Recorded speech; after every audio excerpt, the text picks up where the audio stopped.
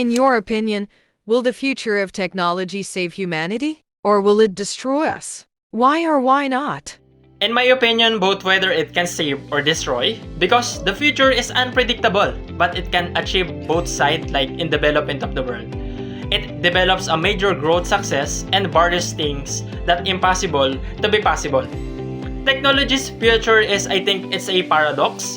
It holds the power to both save and destroy, capable of unlocking unimaginable progress while simultaneously posing unprecedented risk. The future of technology is depending on how it is created and applied.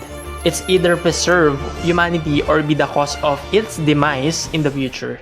On the other hand, developments in industry like biotechnology, renewable energy, and artificial intelligence may be able to address important global issues.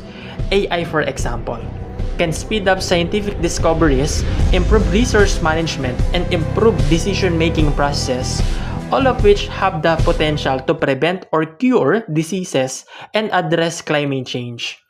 Artificial intelligence misuse could result in surveillance states, self-governing armaments, and declined privacy.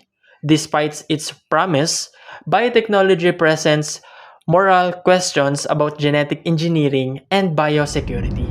Furthermore, the digital divide may make already existing disparities worse, further lagging behind underprivileged communities. In the end, how future technologies affect humanity will depend on the decision made by all of us. The advancement of technology must be guided toward beneficial goals by governments, moral issues, and public involvement. The way innovation and responsibility are balanced will decide whether technology turns out to be a sign of hope or disaster.